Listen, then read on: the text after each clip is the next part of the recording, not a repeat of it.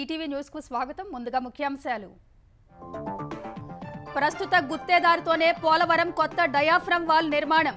కేంద్రం, ఏపీ ప్రభుత్వాల అభిప్రాయం. పనుల వేగవంతమే లక్ష్యమని ప్రకటన. నేడు ప్రధాని మోదీతో చంద్రబాబు సమావేశం. ఆర్థిక, హోంమంత్రులతోనూ భేటీ. పోలవరం, రాజధానికి నిధులు, విభజన హామీలపై చర్చించే అవకాశం. రుణమాఫీకి 31,000 కోట్లు కేటాయించామన్న రేవంత్. కానివారు కలెక్టరేట్లలో ఫిర్యాదు చేయాలని సూచన. బీఆర్ఎస్ సాకులు వెతుకుతోందని మండిపాటు. తెలంగాణలో ఎల్ఆర్ఎస్ దరఖాస్తుల సవరణకు అవకాశం. హెల్ప్ డెస్కులు ఏర్పాటు. 75% అర్జీలలో పూర్తి వివరాలు లేవని గుర్తించిన ప్రభుత్వం. తుంగభద్ర డ్యాంలో ఎలిమెంట్ ఏర్పాటు తొలి దశ విజయవంతం. మధ్యాహ్నానికల్లా ప్రక్రియ పూర్తి చేసి నీటి వృధాను అరికట్టనున్న అధికారులు. దేశవ్యాప్తంగా నేడు ప్రైవేట్ ఆసుపత్రుల్లో ఓపీ సేవలు నిలిపివేత. కోల్కతా ఘటనకు నిరసనగా ధర్నాలు. అత్యవసర వైద్యమే చేస్తారని ఐఎంఏ ప్రకటన. బెంగళూరు, పూణేలో మెట్రో రైలు విస్తరణ. ఠాణేలో కొత్తగా నిర్మాణానికి కేంద్ర కేబినెట్ ఆమోదం. బెంగాల్, బీహార్లో 2 విమానాశ్రయాల అభివృద్ధి.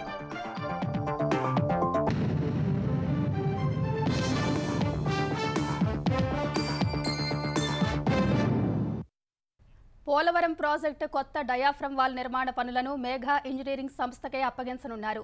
ప్రస్తుతం ప్రాజెక్టు పనులు చేస్తున్న గుత్తేదారు సంస్థకే ఆ పనులు కూడా అప్పగించడం మంచిదని కేంద్ర మంత్రి పాటిల్ సూచించగా ముఖ్యమంత్రి చంద్రబాబు సైతం సరేనన్నారు. దీనివల్ల సమయం ఆదా కావడం సహా ప్రభుత్వాలపై ఎలాంటి భారం పడకపోవడం వల్ల పాత గుత్తేదారుడికే పనులు అప్పగించాలని నిర్ణయించినట్టు తెలిసింది. పోలవరం ప్రాజెక్టులో అత్యంత కీలకమైన డయాఫ్రమ్ వాల్ నిర్మాణ పనుల్ని ప్రస్తుత గుత్తేదారు సంస్థకే అప్పగించాలని కేంద్ర రాష్ట్ర ప్రభుత్వాలు ప్రాథమికంగా అభిప్రాయానికొచ్చాయి. ఢిల్లీలో కేంద్ర జలశక్తి మంత్రి సిఆర్ పాటిల్తో ఈ అంశంపై సీఎం చంద్రబాబు చర్చించారు. భారీ వరదలకు దెబ్బతిన్న డయాఫ్రమ్ వాల్ స్థానంలో కొత్తది నిర్మించాలని ఇప్పటికే నిర్ణయించగా ప్రస్తుతం ప్రాజెక్టు నిర్మాణ పనులు చేస్తున్న గుత్తేదారు సంస్థ మేఘా 2022 నాటి ధరల ప్రకారమే 73,000 క్యూబిక్ మీటర్ల డయాఫ్రమ్ వాల్ నిర్మాణానికి సిద్ధమని చెప్పింది. దీనివల్ల ప్రభుత్వంపై అదనపు భారం పడదని, మళ్లీ కొత్తగా టెండర్లు పిలిచి కొత్త వారిని ఎంపిక చేసేందుకు పట్టే సమయం కూడా ఆదా అవుతుందని కేంద్ర మంత్రి పాటిల్ చంద్రబాబుకు వివరించారు. అయితే పాత గుత్తేదారుకు ఇచ్చేందుకు తాము సానుకూలంగా ఉన్నా లిఖితపూర్వక ఆదేశాలేవీ ఇవ్వబోమన్నారు. రాష్ట్ర ప్రభుత్వానిదే ఈ విషయంలో తుది నిర్ణయమని కేంద్ర మంత్రి అన్నట్లు తెలిసింది. కేంద్ర మంత్రి వాదన సబబుగా ఉందని భావించిన చంద్రబాబు అందుకు అంగీకరించినట్లు సమాచారం. దీనిపై తుది నిర్ణయం తీసుకుని మేఘాకే పనులు అప్పగించే అవకాశం ఉన్నట్లు జలవనరుల మంత్రి నిమ్మల రామానాయుడు తెలిపారు. డయాఫ్రమ్ వాల్ ఏదైతే నష్టపోయామో దాని స్థానంలో కొత్త డయాఫ్రమ్ నిర్మాణం చేయాలని గతంలోనే సిడబ్ల్యూసి నిర్ణయం తీసుకోవడం, మరి ఓల్డ్ ఏజెన్సీ ఏదైతే ఉందో దానితో కంటిన్యూ చేయడమా లేకపోతే కొత్తగా టెండర్లకు వెళ్ళడమా అనేది కూడా డిస్కషన్ నడిచినప్పుడు అందరూ కూడా ఏకాభిప్రాయంగా ఇక సిడబ్ల్యూసి కానీ, పీపీఏ కానీ, మినిస్ట్రీ అధికారులు కానీ అందరూ కూడా ఆలోచనల మేరకు ఇక డయాఫ్రమ్ వాల్ దెబ్బతిన్నప్పుడు దాన్ని రిపేర్లు చేయాలనేటువంటి ఆలోచనతో ఆ రోజు 390 కోట్ల రూపాయలకి ఏదైతే 2022 సంవత్సరంలో డయాఫ్రమ్ వాల్కి టెండర్లు పిలిచారో అదే ఏజెన్సీని వర్క్ని కంటిన్యూ చేసినట్లయితే మనకి డిలే అవ్వకుండా ఆ పోలవరం ప్రాజెక్టు తొందరగా పూర్తవడానికి అవకాశం వస్తుందనేటువంటి ఆలోచన అధికారులందరూ కూడా వెలబుచ్చడం జరిగింది. పోలవరం ఆలస్యంతో ఇప్పటికే ఎంతో నష్టపోయామని భావిస్తున్న చంద్రబాబు ఈ ప్రాజెక్టును పరుగులు పెట్టించారన్న యోచనతో ఉన్నారు. అందుకే నవంబర్ నుంచి ప్రారంభమయ్యే సీజన్ నష్టపోకుండా ప్రాజెక్టు పనులు పూర్తి చేసేందుకు డిజైన్లను ఆమోదించి ముందుకెళ్లాలని నిర్ణయించినట్లు మంత్రి నిమ్మల తెలిపారు. డయాఫ్రమ్ వాల్ దెబ్బతిన్నప్పుడు 2022లో మరమ్మతుల కోసం టెండర్లు పిలిచినప్పుడు 29,000 చదరపు మీటర్ల వాల్ పనుల్ని 390 కోట్లకు చేయడానికి మేఘా సంస్థ ముందుకొచ్చిందని, కానీ ఇప్పుడు మరమ్మతులు కాకుండా ఏకంగా 73,000 క్యూబిక్ మీటర్లతో కొత్తదే నిర్మించాల్సి ఉందన్నారు. అవే ధరలతో చేయడానికి మేఘా సంస్థ అంగీకరించడంతో ప్రాజెక్టు త్వరగా పూర్తవుతుందని అధికారులంతా అభిప్రాయపడినట్లు మంత్రి నిమ్మల వెల్లడించారు. డయాఫ్రమ్ వాల్ కు నష్టం జరగడానికి గత ప్రభుత్వం తీసుకున్న అసమర్థ నిర్ణయాలే తప్ప ఏజెన్సీ తప్పులేదన్నారు. సకాలంలో ఎగువ కాఫర్ డ్యాం నిర్మాణం పూర్తి చేయకపోవడం, ఆ గ్యాపుల్లో నుంచి వరద నీరు సుడులు తిరుగుతూ రావడం వల్లే డయాఫ్రమ్ వాల్ దెబ్బతిందని నిపుణులు చెప్పినట్లు మంత్రి వెల్లడించారు. గతంలో డయాఫ్రమ్ వాల్ కు మరమ్మతులు చేపట్టాలనుకున్నప్పుడు 29,000 క్యూబిక్ మీటర్ల పనిని 390 కోట్లకు అప్పగించారు. ఇప్పుడు 73,000 క్యూబిక్ మీటర్ల నిర్మాణం చేపట్టాల్సినందున దాదాపు 1,000 కోట్ల వరకు ఖర్చు కానుంది. నిపుణుల బృందం చర్చలు, సిఫార్సుల తర్వాత డిజైన్లు సైతం మారే అవకాశం ఉంది. దీంతో ఎంత పరిమాణం మేరకు పనులు చేపట్టాలో చూడాలి. అయితే గోదావరి గర్భంలో 100 మీటర్ల లోతు నుంచి ఈ పని చేసిన అనుభవం ఉన్న వారితో ఒప్పందం కుదుర్చుకుని వారితోనే ఆ పని చేయించాలని మేఘా సంస్థకు రాష్ట్ర ప్రభుత్వం షరతు విధించే అవకాశం ఉంది. అటు ఢిల్లీ పర్యటనలో ఉన్న చంద్రబాబు నేడు ప్రధాని మోదీ, ఆర్థిక, హోంమంత్రుల్ని కలవనున్నారు. విదేశాంగ మంత్రితోనూ భేటీ అయ్యే అవకాశాలు ఉన్నాయి. భాజపాలో విలీనానికి భారాస బేరాలు జరుపుతోందని ముఖ్యమంత్రి రేవంత్ రెడ్డి ఢిల్లీలో ఆరోపించారు. కేసీఆర్కు గవర్నర్, కేటీఆర్కు కేంద్ర మంత్రి పదవి, హరీష్ రావుకు అసెంబ్లీలో ప్రతిపక్ష నేత పదవి కోసం ప్రయత్నాలు జరుగుతున్నాయని తెలిపారు. బీఆర్ఎస్ రాజ్యసభ సభ్యులు బీజేపీలో చేరితే కవితకు బెయిల్ వస్తుందని విలేకరులతో ఇష్టాగోష్ఠిలో సీఎం రేవంత్ రెడ్డి వ్యాఖ్యానించారు. టీపీసీసీ అధ్యక్ష పదవి ఎవరికిచ్చినా అభ్యంతరం లేదన్న ఆయన రుణమాఫీపై విపక్షాల విమర్శలను తోసిపుచ్చారు. మాఫీ కానివారు కలెక్టరేట్లలో చెప్పుకుంటే సమస్య పరిష్కరిస్తామని సూచించారు. ఢిల్లీ పర్యటనలో ఉన్న ముఖ్యమంత్రి రేవంత్ రెడ్డి మీడియా ఇష్టాగోష్ఠిలో అనేక విషయాలు వెల్లడించారు. మంత్రివర్గ విస్తరణ, పీసీసీ అధ్యక్ష నియామకం, రుణమాఫీ, సోదరుల రాజకీయ జోక్యం, తాను ఖరీదైన పాదరక్షలు ధరించడంపై విలేకరులు అడిగిన ప్రశ్నలకు ఆయన తనదైన శైలిలో సమాధానాలిచ్చారు. టీపీసీసీ అధ్యక్షుడిగా అధిష్టానం ఎవరిని నియమించినా అభ్యంతరం లేదన్నారు. తన అమెరికా పర్యటనను పెద్దగా ప్రచారం చేసుకోలేకపోయినప్పటికీ పెట్టుబడులు వస్తే మీడియానే ప్రచారం చేస్తుందని తెలిపారు. ఎవరైనా వెంటనే పెట్టుబడులు పెట్టరని, వారి పాలక మండళ్లలో చర్చించిన తర్వాతే నిర్ణయం తీసుకుంటారని పేర్కొన్నారు. ఎంఓయూలో ప్రాథమిక ఒప్పందాలు మాత్రమేనన్న సీఎం 2 ఏళ్ల తర్వాతైనా పెట్టుబడులు రావచ్చని తెలిపారు. ఇదే సమయంలో తెలంగాణలోని ఏ విద్యా సంస్థలో గంజాయి దొరికినా ఆ సంస్థను మూసేస్తామన్నారు. క్యాంపస్ లోకి డ్రగ్స్ రాకుండా చూడాల్సిన బాధ్యత యాజమాన్యాలదేనని తేల్చి చెప్పారు. రుణమాఫీపైన స్పందించిన ఆయన బీఆర్ఎస్ 10 ఏళ్లలో 20,000 కోట్లు ఇవ్వలేకపోయారని తెలిపారు. తాము 30 రోజుల్లోనే 31,000 కోట్లు రుణమాఫీ చేసి చూపించామన్నారు. దేశంలో ఇంత పెద్ద ఎత్తున రుణమాఫీ ఏ రాష్ట్రంలోనూ జరగలేదన్న సీఎం బీఆర్ఎస్ నాయకులు ఏమీ మాట్లాడలేక వాళ్లకు రాలేదు, వీళ్లకు రాలేదు అంటున్నారని విమర్శించారు. రుణమాఫీ అందని వారి ఫిర్యాదుల స్వీకరణ కోసం కలెక్టర్ కార్యాలయాల్లో సెల్స్ ఏర్పాటు చేశామని, ఎవరైనా ఉంటే అక్కడికెళ్లి వివరాలు సమర్పిస్తే ఖచ్చితంగా పరిష్కరిస్తామన్నారు. బ్యాంకర్ల నుంచి రుణ డేటా తెప్పించుకుని దాని ప్రకారమే మాఫీ చేశామని వివరించారు. మహిళా రైతులకు తొలి ప్రాధాన్యమిచ్చామన్న రేవంత్ ఇప్పటి వరకు అన్ని బ్యాంకులు కలిపి 26,000 కోట్లకే డేటా సమర్పించినప్పటికీ అదనంగా 5,000 కోట్లు కేటాయించామని తెలిపారు. హైదరాబాద్ లో పెట్టుబడులకు ఫాక్స్కాన్ చైర్మన్ దాదాపు అంగీకరించారన్న సీఎం భారత్లో ప్రధాన కార్యాలయాలన్నీ హైదరాబాద్లో ఏర్పాటు చేయాలని కోరుతున్నామని, వారొస్తే పెద్ద సంఖ్యలో ఉద్యోగాలొస్తాయని చెప్పారు. ఇందుకోసం ఇతర రాష్ట్రాలు ఏం ప్రోత్సాహకాలు ఆఫర్ చేసినా అంతకంటే ఎక్కువగా ఇస్తామని చెప్పానని వెల్లడించారు. ఎస్సీ వర్గీకరణపై సుప్రీంకోర్టు తీర్పును 100% ఆహ్వానిస్తున్నామన్న సీఎం దానికి రాహుల్ గాంధీ కూడా కట్టుబడి ఉన్నారని తెలిపారు. దానివల్ల ఎదురయ్యే పరిణామాల్ని ఎదుర్కోవడానికి సిద్ధంగా ఉన్నామన్న రేవంత్ ఈ విషయంలో మందకృష్ణ మాదికకు ప్రధాని మోదీ ఆలింగనం తప్ప ఏమీ చెయ్యలేదన్నారు. వర్గీకరణ వల్ల ప్రతి ఉపకులానికి సమాన ప్రాతినిధ్యం లభిస్తుందని, ఎవరికీ అన్యాయం జరగదని పేర్కొన్నారు.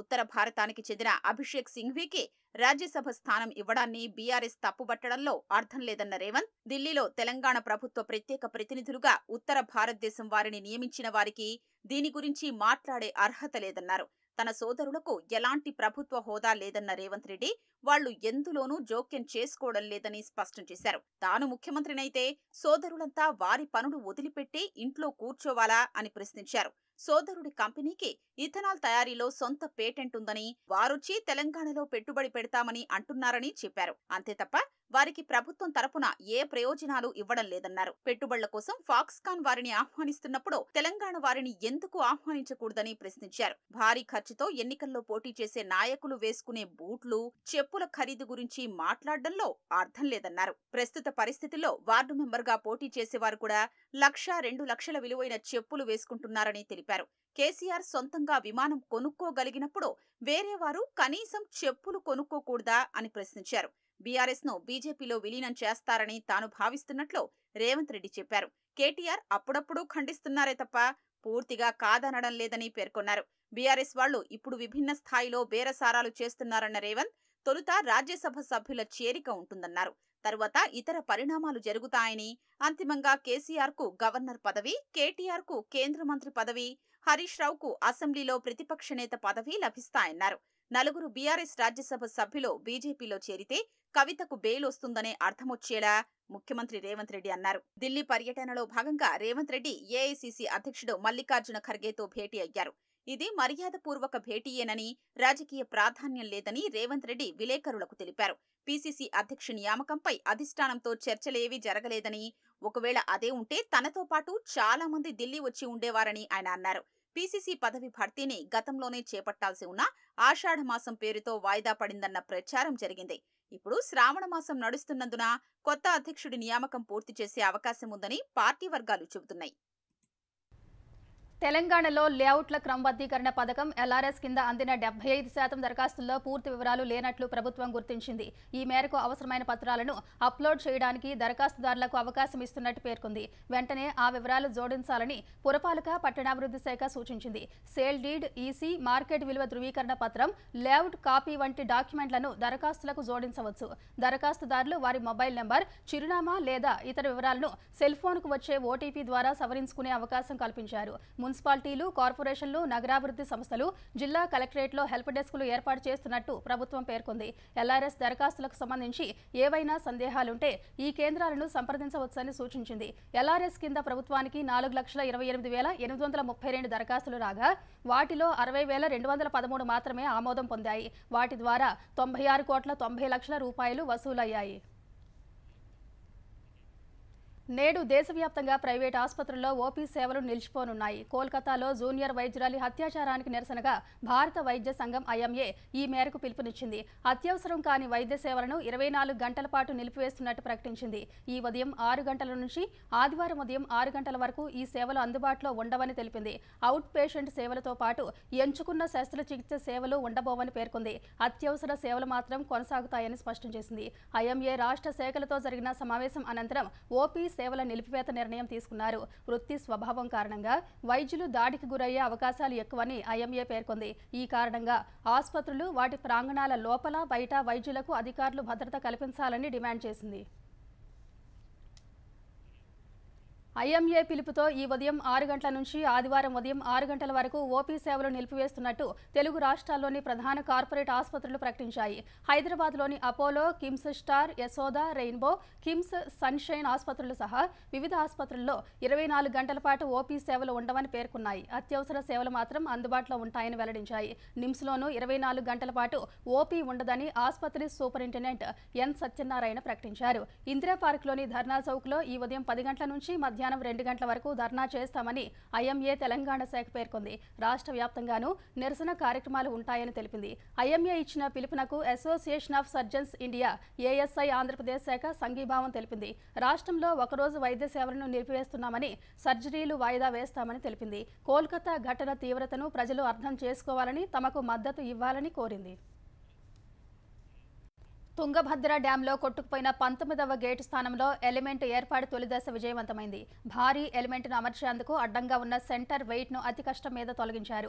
కౌంటర్ లాక్, స్కై వాక్లను తొలగించడానికి 90 టన్నుల సామర్థ్యం కలిగిన 2 భారీ క్రేన్లు ఏర్పాటు చేశారు. సుమారు 30 టన్నుల బరువుండే సెంటర్ వెయిట్ను విజయవంతంగా కిందకు దించారు. దీంతో గేటు ఎలిమెంట్ అమర్చడానికి అడ్డంకులు తొలగిపోయాయి.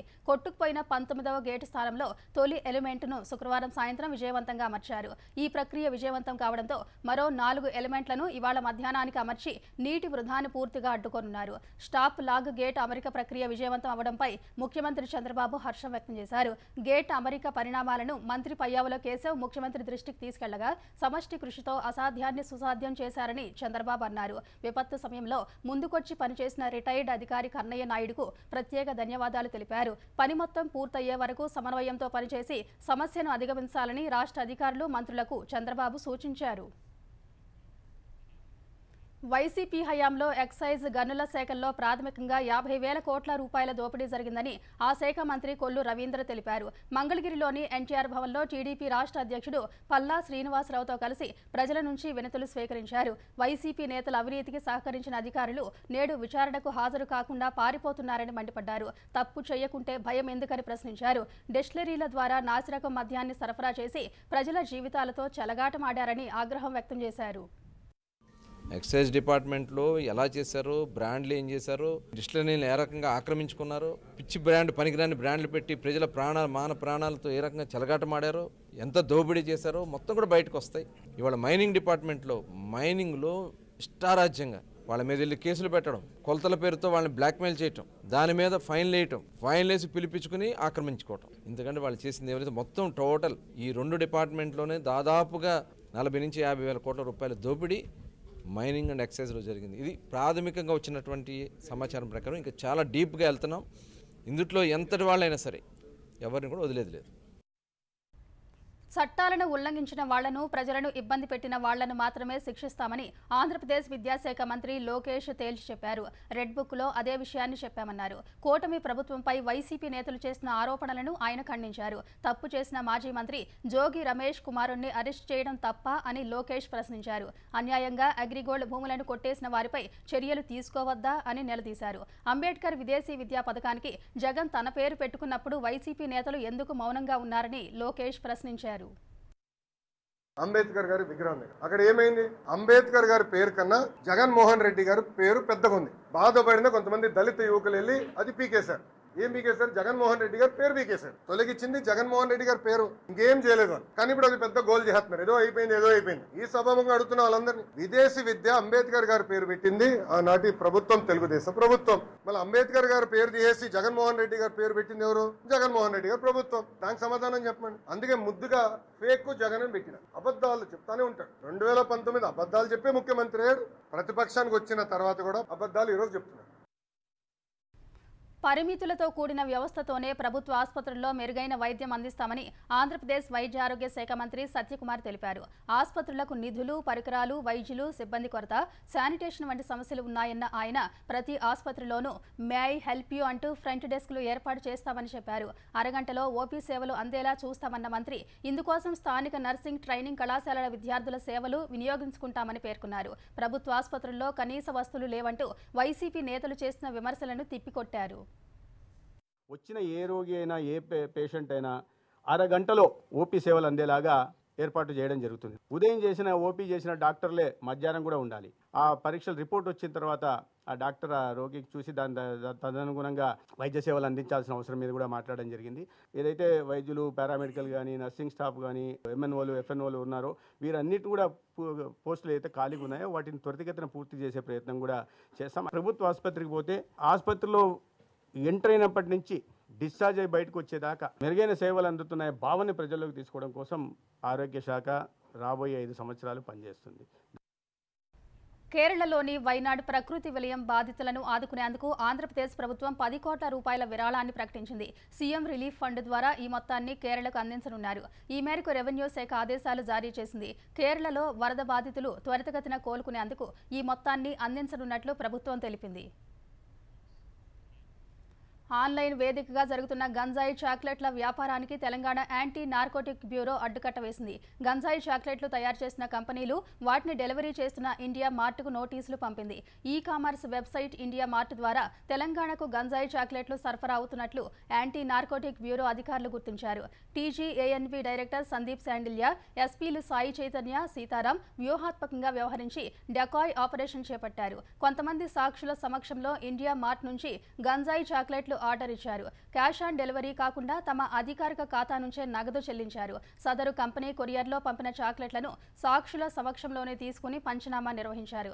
గంజాయి చాక్లెట్లు రాజస్థాన్, ఉత్తరప్రదేశ్లోని 8 కంపెనీల నుంచి వస్తున్నట్టు గుర్తించారు. కేంద్ర ప్రభుత్వ ఆధీనంలోని ఎన్సీపీ సాయంతో ఆయా కంపెనీలపై దాడులు నిర్వహించి 2 యజమానులను అరెస్టు చేశారు. తెలంగాణలోని సంగారెడ్డి జిల్లా పటాన్చెరు మండలం చిట్కూలు గ్రామంలో పోలీసులు మాదక ద్రవ్యాలను పట్టుకున్నారు. రాజస్థాన్ నుంచి హెరాయిన్, నల్లమందు తెచ్చి విక్రయిస్తున్న నిందితుడు బుధారాంను అరెస్టు చేశారు.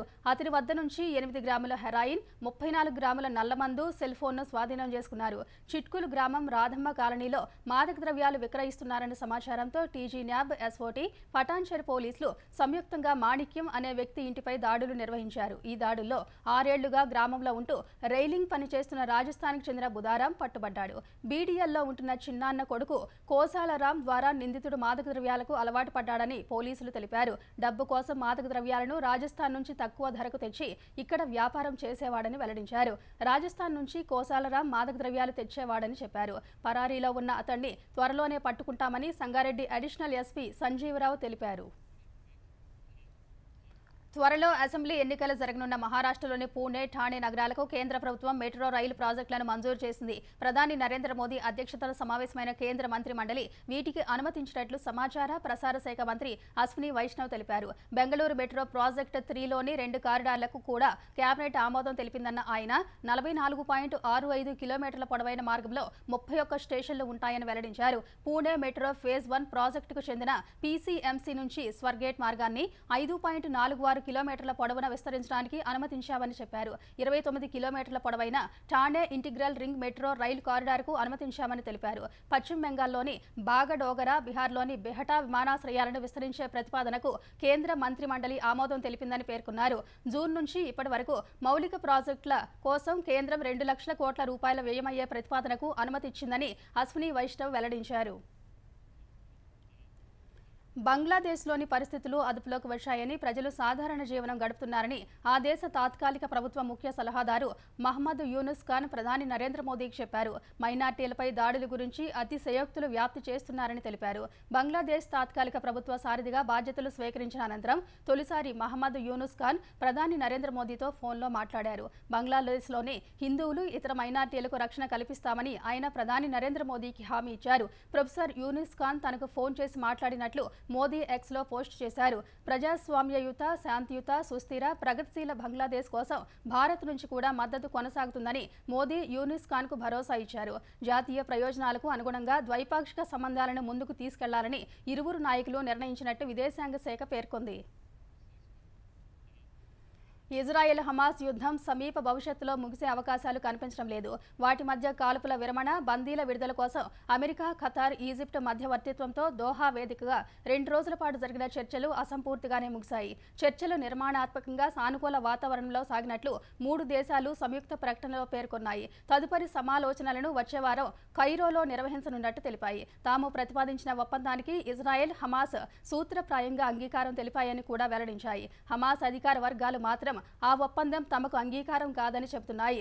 ఈజిప్టుతో సరిహద్దు వెంబడి గాజా లోపల తమ బలగాలను కొనసాగిస్తామని ప్రతిపాదిత ఒప్పందంలో ఇజ్రాయెల్ షరతు విధించగా హమాస్ వ్యతిరేకించింది. గాజా నుంచి ఇజ్రాయెల్ బలగాలను పూర్తిగా ఉపసంహరించుకోవాల్సిందేనని స్పష్టం చేసింది. అటు ఇజ్రాయెల్, హమాస్ మధ్య బందీల విడుదల ఒప్పందం కుదిరేందుకు చాలా చేరువలో ఉన్నామని అమెరికా అధ్యక్షుడు జో బైడెన్ పేర్కొన్నారు. అమెరికా, ఈజిప్ట్, ఖతార్ ఒత్తిడితో బందీల విడుదలకు హమాస్ అంగీకరిస్తుందని ఆశిస్తున్నట్టు ఇజ్రాయెల్ ప్రధాని నెతన్యాహు కార్యాలయం తెలిపింది.